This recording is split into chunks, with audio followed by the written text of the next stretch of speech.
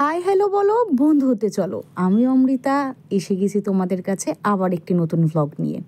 আজকে আমরা সপরিবারে বেরিয়ে পড়েছি তমলুকের উদ্দেশ্যে। যাচ্ছি বর্গভীমা মন্দিরে। মন্দিরটি প্রায় 1150 বছরের পুরনো একটি মন্দির। অনেক ঐতিহাসিক অলৌকিক রহস্য জড়িয়ে রয়েছে মন্দিরটির সাথে। জানো, মন্দিরটি 51 শক্তিপীঠের একটি অন্যতম শক্তিপীঠ, যেখানে দেবীর বাঁ পায়ের গোড়ালির অংশটি পড়েছিল বলে বিশ্বাস করা হয়। এখানে দেবীকে ভীমা বা ভুবনেশ্বরী রূপে পুজো করা হয়। ওখানকার স্থানীয় মানুষদের থেকে আমি যেটুকু জানতে পেরেছি সেটা তোমাদের সাথে শেয়ার করছি এবং সাথে সাথে মন্দিরটা ঘুরেও দেখাচ্ছি। মন্দিরটি বর্তমানে যে জায়গাটায় আছে সেখানে বহু যুগ আগে পুরো জঙ্গলে ঘেরা ছিল এবং জঙ্গল থেকে প্রায় 1 কিলোমিটার দূরে ওখানকার যে রাজা ছিল তার মহল ছিল।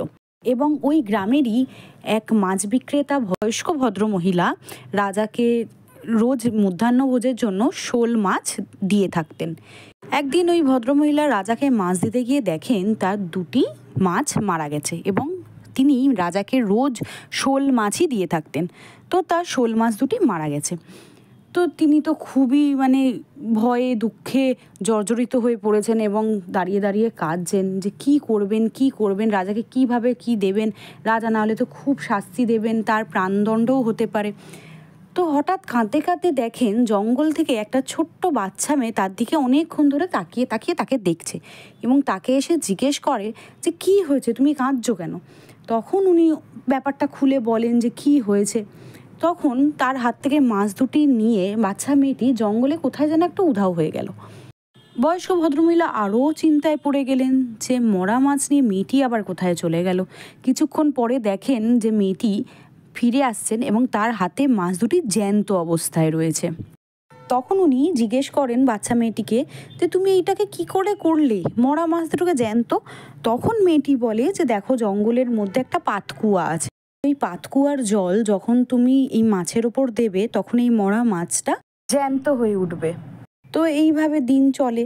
পরবর্তীকালে যখনই বয়স্ক ভদ্রমহিলার মাছ মারা যেত তখনই উনি এই কাজটি করতেন এবং মাছটা তরতাজা হয়ে যেত এবং তিনি বাজারের বাকি লোকেদেরও বলে দিয়েছিলেন এবং রাজাও সেই তরতাজা মাছ খেয়ে খুবই খুশি ছিলেন যে এত তরতাজা মাছ। তো একদিন উনি ঠিক করলেন বয়স্ক ভদ্রমহিলাকে ডেকে জিজ্ঞেস করবেন এবং যেরকম ভাব সেরকমই কাজ। তিনি ডেকে জিজ্ঞেস করেন, তখন ভদ্রমহিলা সমস্তটা খুলে রাজাকে বলেন যে তার সাথে কি হয়েছিল না হয়েছিল, কি করে মরা মাছ 2টো জ্যান্ত হয়ে গেল। তারপরে রাজা একদিন স্বপ্নাদেশ পায় জঙ্গলের মাঝখানে এরকম একটা পাতকুয়া রয়েছে এবং এই পাতকুয়ার মধ্যে উনি বাস করেন এবং সেই পাতকুয়াটাকে তাকে স্থাপন করার জন্য স্বপ্নাদেশ দেয়। তারপরে রাজা সেই স্বপ্নাদেশ অনুযায়ী কাজ করেন। সেই পাতকুয়াকে ঘিরেই আজকে এই বর্গভীমা মন্দির তৈরি হয়। সেই পাতকুয়াটির ওপরেই মা আজকের দিনেও বসে রয়েছেন। এরপর মন্দির দর্শন শেষ করে আমরা সপরিবারে টুকটাক কিছু খাবার দাবার খেয়ে আমরা ফিরে এসেছিলাম। এই ছিল আজকের ভ্রমণ কাহিনী। তোমাদের কেমন লাগলো অবশ্যই কমেন্টে জানাবে। ভিডিওটি ভালো লাগলে লাইক শেয়ার করবে আর চ্যানেলটি সাবস্ক্রাইব করতে ভুলবে না। দেখা হবে পরের ভ্লগে। ততদিন ভালো থাকো, সুস্থ থাকো। টাটা।